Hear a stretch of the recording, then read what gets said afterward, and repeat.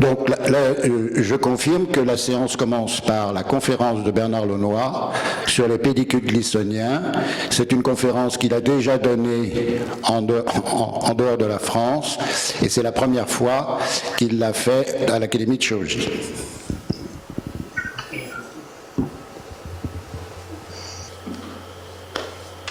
N'importe quelle variation des branchements des pellicules sectorielles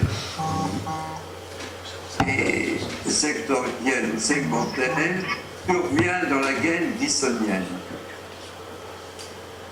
Uniquement dans la gaine glissonienne.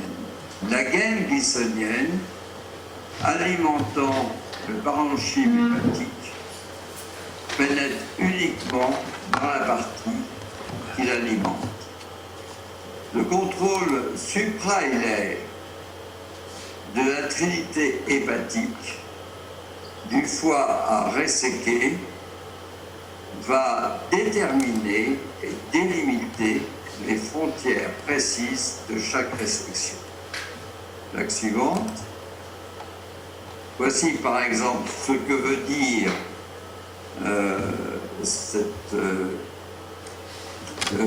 ce déterminisme des pellicules. Cela veut dire qu'à l'intérieur de la gaine glissonienne, il peut y avoir des variations, mais que si l'on plante le pellicule glissonien lui-même, on est sûr d'avoir aucune variation et de lier, de sectionner uniquement les que l'on va resséquer. Plaque suivante. Claude Puinot a décrit 3 voies d'abord des pellicules glissoniens. Il a décrit cela dans son livre « Le foie, études anatomiques et chirurgicales » en 1956. La première voie d'abord est la voie intraglissonienne, où l'on dissèque les pellicules dans la gaine elle-même. La deuxième voie d'abord est la voie d'abord extraglissonienne. La troisième voie d'abord est la voie extraglissonienne. Pour nous, tout à l'heure, quand on dit filtrate et d'autres, quoi. Extra, il est au moins un peu plus fort, ça serait mieux. Plaque suivante. Non, c'est bon. Plaque suivante. Diapo suivant. La voie intraglissonienne a été décrite par Jean-Louis Lortin-Jacob pour la première hépatectomie droite élargie. Il a pratiqué en 1952 avec une ligature élective de chaque élément de l'artère hépatique, du canal biliaire et de la branche droite du trombone. Plaque suivante. Voici le schéma original de la publication de Jean-Louis Lortin-Jacob.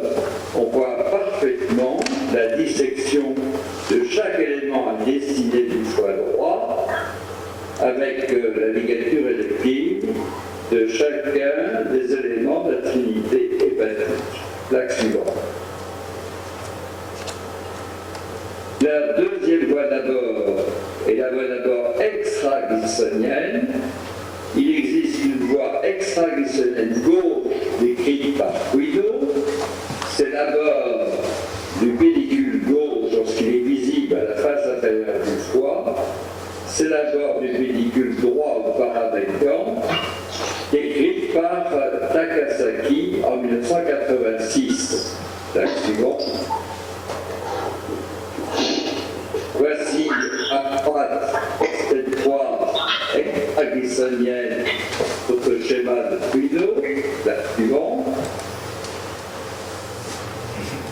La voie d'abord extraglissonienne droite a été développée par Takasaki à partir de 1985. Elle a été publiée dans un journal japonais à cette époque, puis découverte en 1986 dans la littérature américaine. La suivante. Voici cette première publication. La suivante. Sa description est très précise. Deux orifices, 2 trous au bord droit de l'huile hépatique. à travers lequel on peut voir le tronc du pédicule droit, paramédian droit, et si l'on sectionne ce pédicule, cette section, cette ligature de cette section se fait juste au-dessus du trou. Plaque suivante. Voici ce qu'il dit à propos de cette description, et il compare ce qu'il a fait avec l'idée que Guido aurait eue au gauche, mais il lui reproche de n'avoir appliqué cette voie extra-glissonienne uniquement au niveau du foie gauche. Plaque suivante. Guido, dans son livre, note que plusieurs structures sont impossibles à aborder par voie hilaire, et notamment le pédicule paramédian droit. Et pourquoi, au cours de la recherche que j'entreprise, j'ai été amené à étudier la voie transcissurale antérieure, et c'est donc la première fois qu'est écrite cette voie transcissurale pour aborder les pédicules dystopiens. Tac suivant. Il y a deux voies transcissurales. Donc la voie transcissurale antérieure qui a été écrite, qui s'est reprise en 1909 par Dertoul, et la voie d'abord transcissurale postérieure que nous avions décrit en 92 avec Bill Jamieson. Plaque suivante. Voici cette voie transcissurale antérieure, et on l'aperçoit très bien à l'arrière-plan, la convergence avec les trois secteurs et la gaine glissonienne qui recoule les différentes structures de la cité hépatique. Plaque suivante. Je dois dire que Toutakoun a été un grand promoteur de cette technique de voie transcissurale, et j'ai eu le plaisir et l'honneur de présenter cette même présentation il y a 3 ans dans l'amphithéâtre de Toutakoun au nom de l'Académie nationale de chirurgie. Et vous voyez au centre le professeur Song, qui est le vice-doyen chirurgien de la faculté de médecine de Hanoï, et avec tous les chirurgiens et patoublières du Nord-Vietnam. Au nom de l'Académie nationale de chirurgie et au nom de son futur président, Philippe Marc, j'ai remis à la faculté de médecine d'Hanoï le livre de Claude Guido. Souvenir de cette visite et en souvenir de l'Académie nationale de chirurgie. Sur la droite de la photo, vous avez dû remarquer buste et de Ho Chi Minh. Dans le livre que vous venez d'apercevoir, le Red Book, cet abord transcissural est complété par un abord des veines sous-hépatiques, et notamment une droite de la veine hépatique droite, là-dessus. En effet, notre référence personnelle était d'aborder la veine sous-hépatique droite par le développement de l'espace situé devant la veine cave inférieure, en glissant un gland courbe aortique dans cet espace en direction du bord gauche de la veine sous-hépatique droite. Et ceci a été exploité beaucoup mieux par la suite par Jacques Leggetti, quand on a fait une technique de renommée mondiale, la procédure de la suspension, plaque suivante, où le plan que l'on passe sur cet espace est remplacé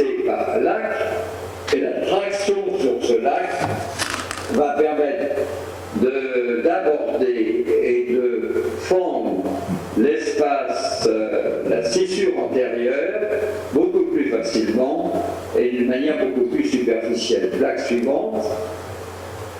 Voici cet espace que l'on voit parfaitement et son aboutissement en haut, au bord gauche de la veine sous-hépatique droite. Plaque suivante. Et voici l'ouverture de la scissure antérieure, et vous voyez que cette ouverture est beaucoup plus facile lorsqu'on a associé l'ouverture de la scissure postérieure qui permet de sectionner d'emblée le pédicule droit. Plaque suivante. En effet, la deuxième méthode, d'abord extra-glissoniale transsissurale, et d'abord par voie postérieure, qui est l'ouverture de la scissure dorsale entre les segments 8 et 4 d'une part en avant, et 1 et 9 en arrière. Voici cette ouverture. Plaque suivante. Le plan d'ouverture dorsale en direction des veines sous-hépatiques. Plaque suivante.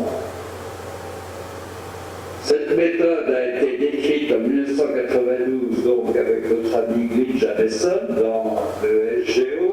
Plaque suivante. La première manière d'utiliser cet abord postérieur est de faire une incision en avant et en arrière du pédicule hépatique, mais l'on ne peut aborder que le pédicule droit et le pédicule paramédian droit. Plaque suivante. Voici l'incision antérieure, l'incision postérieure. Plaque suivante.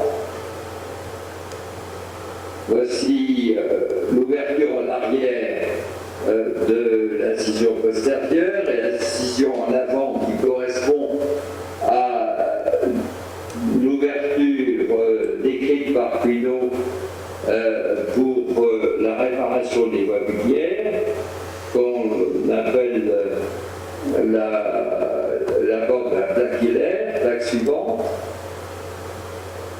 On peut céder des doigts qui permettent plus facilement d'atteindre le bord supérieur de la convergence et qui peut aider à glisser un clan carré au-dessus de la convergence. Plaque suivante. Ainsi peut-on ramener un lac et la traction sur ce lac superficialise considérablement la convergence biliaire et va extérioriser le pédicule paramédian droit qui est en fait dans le prolongement du pédicule droit et qui n'est pas du tout vertical comme on l'imagine. Il est en fait un simple prolongement. Plaque suivante. Voici d'ailleurs une vue péropératoire. Ça c'est un dessin de la vue péropératoire.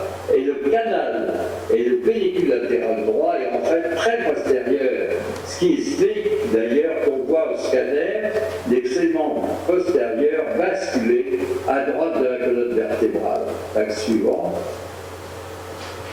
Voici une vue péropératoire qui est constante, pratiquement constante. Sur le petit lacet jaune se trouve un pédicule qui est un pédicule particulier qui, dans 50% des cas, va au segment 6 et le clampage de ce pédicule va permettre de voir les limites du segment 6 et aider à la segmenectomie de ce segment. Plaque suivante. Pour aborder le canal latéral droit, il faut donc compléter par une incision droite. Plaque suivante. Voilà cette incision droite. Plaque suivante. Et la traction vers le haut du pédicule droit et du pédicule paramédian va permettre de glisser un doigt derrière qui va permettre d'isoler le pédicule latéral droit qui plonge verticalement en arrière. Plaque suivante. Alors, il y a une contre-indication à l'abord postérieur, c'est bien sûr l'atteinte de la convergence par une tumeur, mais l'abord postérieur est aussi utile lorsqu'on la combine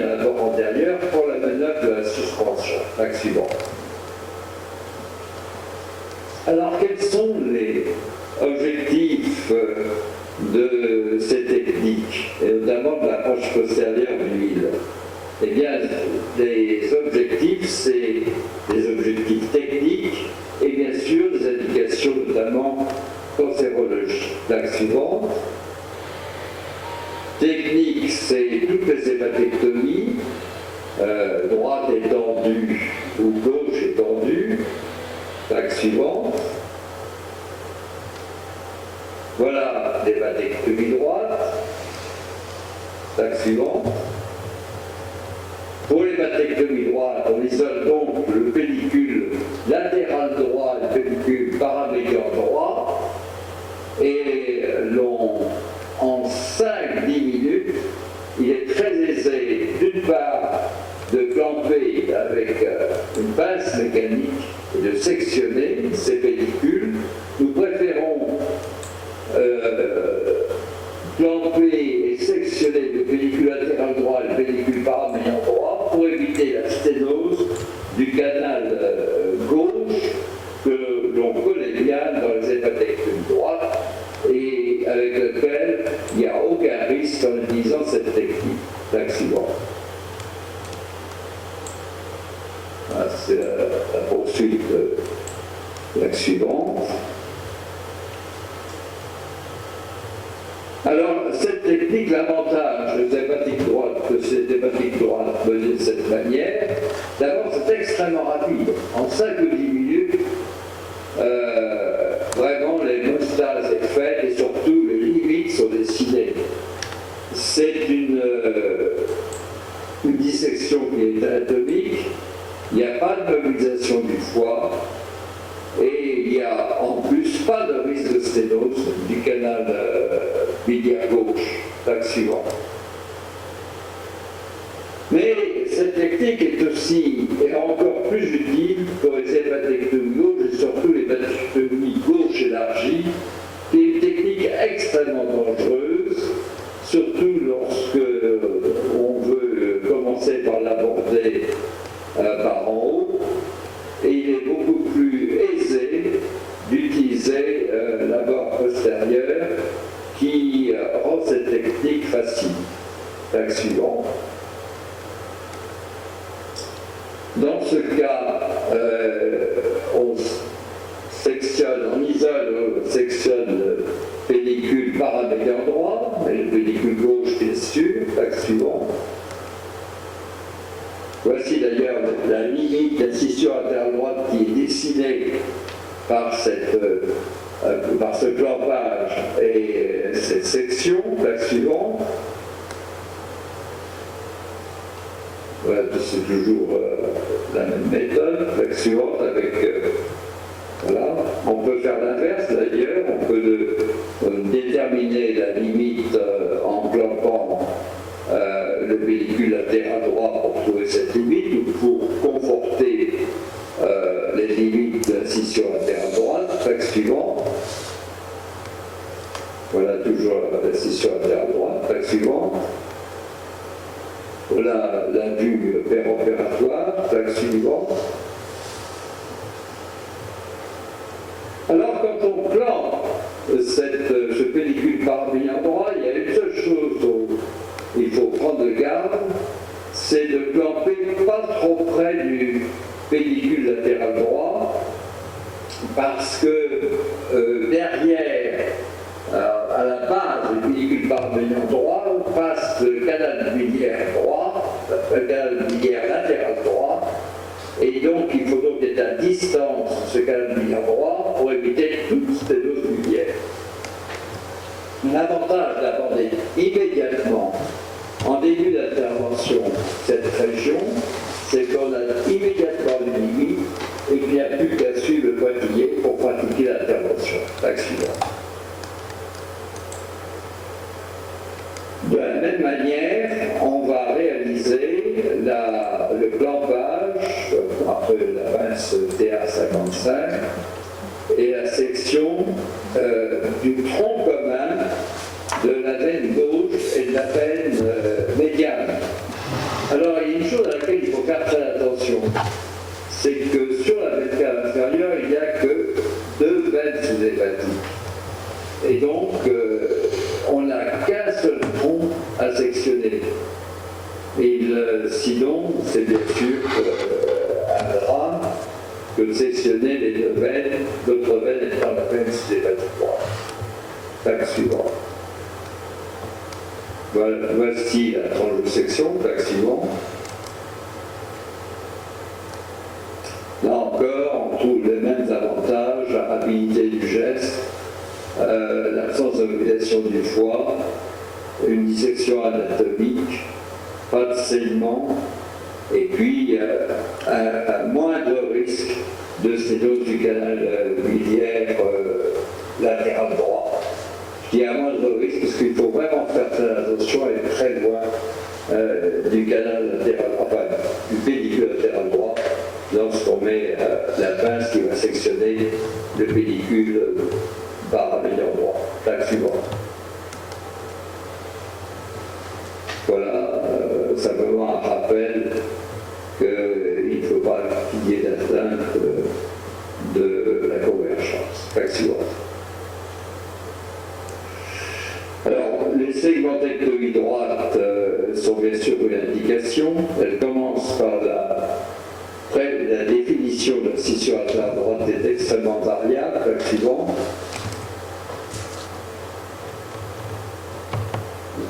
Que l'on détermine par le clampage de l'un ou l'autre pédicule sectoriel. Plaque suivante. Et c'est elle qui va déterminer le volume de chaque segment du foie droit. Plaque suivante. Voilà la scissure latérale droite qui varie de manière considérable, qui peut atteindre ou le bord droit ou la scissure médiane, plaque suivante, avec donc une variation considérable des volumes. Alors là, souvent, et je suis très content qu'on parle aujourd'hui de l'anatomie digitale parce que même avec le numérique, je ne sais pas comment on peut arriver à déterminer d'une manière aussi précise le volume de chaque segment. J'ai du mal à imaginer qu'on puisse uniquement par la digitalisation, ça serait intéressant de discuter dans la discussion, j'ai du mal à imaginer qu'on puisse parfaitement déterminer le volume de chaque segment, alors que la vascularisation est très diffuse et que les vaisseaux sont vraiment très fins. Je pense que c'est cette épreuve de clampage qui est la meilleure pour déterminer exactement les limites d'accident. Sur la preuve d'accueil du site de l'Académie. Nous allons aller très vite. Vous voyez les différentes épreuves de clampage pour aider à faire les différentes segmentectomies. Souvent d'ailleurs, il faut ouvrir les scissures, commencer à ouvrir les scissures pour retrouver les pellicules, car l'abord hilaire est souvent insuffisant. Plaque suivante. Ça, c'est segmentectomie 5. Le 6, dans 50% des cas, on peut avoir les limites par le clampage du pédicule dans le huile, mais on peut aussi ouvrir la scissure latérale droite. Plaque suivante. Ok, c'est bon. Voici les limites dessinées par le clampage du pédicule du segment 6, plaque suivante, dans l'huile. Voici un schéma péropératoire, plaque suivante. Voici les différentes segmentectomies avec les différents pellicules, plaque suivante. Voilà, toujours les plaques suivantes. Alors la segmentectomie 8 est extrêmement difficile et en fait il faut ouvrir les scissures pour arriver à faire une segmentectomie 8 isolée. Plaque suivante. Voici le schéma qui est en train d'être ductactum. Plaque suivante. Et puis, voici enfin le segment 1 avec les différentes possibilités. Plaque suivante. Avec la version du segment 4. Plaque suivante. Alors en 2000, pardon, je fais l'erreur, en 1992, nous avons publié la première édition sur la chirurgie du foie.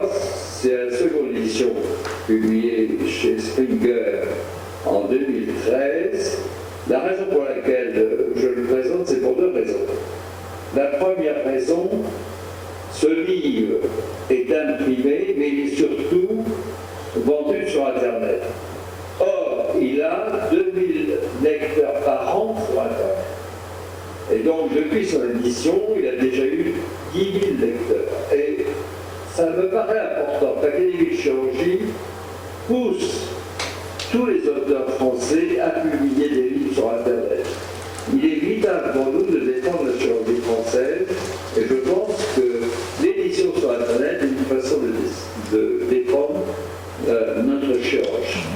La deuxième raison, c'est aussi un livre où il y a un chapitre sur la laparoscopie, écrit par Daniel Cherki, par Brice Gagné et par un des élèves brésiliens qui est Marcel Machado, plaque suivante.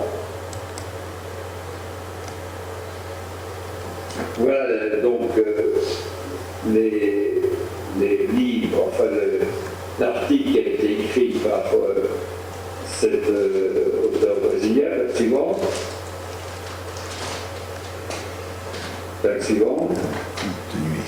Et voici un extrait de son article qui est remarquable parce que c'est une dissection par voie postérieure, mais sous stéthoscopie. Suivant. On arrive à la conclusion.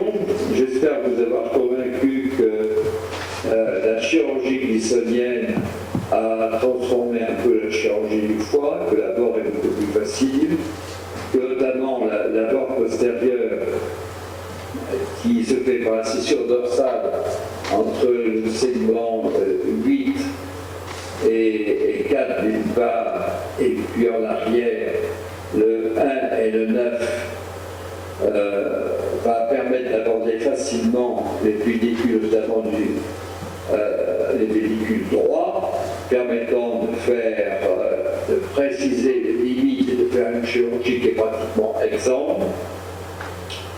Que cela permet, sur le plan technique, notamment de faire facilement la chirurgie du foie droit, qu'au point de vue indication chirurgicale, c'est bien sûr l'indication de la chirurgie cancérologique, les tumeurs primitives et les tumeurs secondaires, c'est aussi les réparations globulaires, car avec la superficialisation de la convergence, on répare beaucoup plus facilement les globulaires, car les globulaires viennent à la superficie. Et puis aussi, je pense que ça aboutit à de meilleurs résultats à long terme, parce que la mobilisation du foie est moins grande, la mobilisation des tumeurs est aussi moins grande, et il y a moins de dissémination néoplasique. Je vous remercie de votre attention. Ok.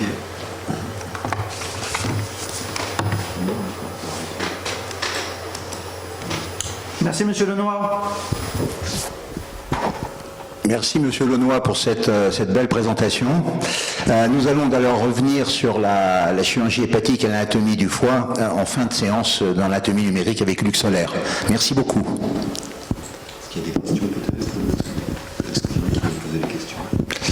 Si des auditeurs veulent poser des questions, on va pour l'instant installer l'autre. Pour l'instant, on va installer la... Ah non, en fait, il la passera tout seul. Monsieur le Lumière. Ah oui, d'ailleurs, mais c'est moi qui parle d'abord. Ah, pardon. Moi, j'ai quelques diapositives après. Comment on sait s'il y a des questions, si vous gérez ça? Questions Sur le côté, normalement. Ça peut être des questions audio, ça peut être des questions posées par message aussi. Ouais. Donc vous dites s'il y a des questions, on attend 1 minute, le temps que je lance, voilà, je vais lancer mon... S'il n'y a pas des questions, on démarre et... Donc pas de questions. Est-ce que vous avez dans les conversations de Zoom des questions qui ont été posées par écrit? Bien, nous allons donc... merci Monsieur Lenoir. Luc Solaire, très bien. Oui, oui. J'ai dit ne pas vraiment penser qu'un système d'informatique numérique permettrait de calculer les segments. Ma question, c'est est-ce que vous avez déjà utilisé ce type de système et si oui, quel système? Ah non, je ne vais pas utiliser. D'accord. Vous avez raison, je ne vais pas utiliser. Vous avez raison. Non, c'était juste pour... On verra ça tout à l'heure. Oui, exactement. Merci Luc, merci.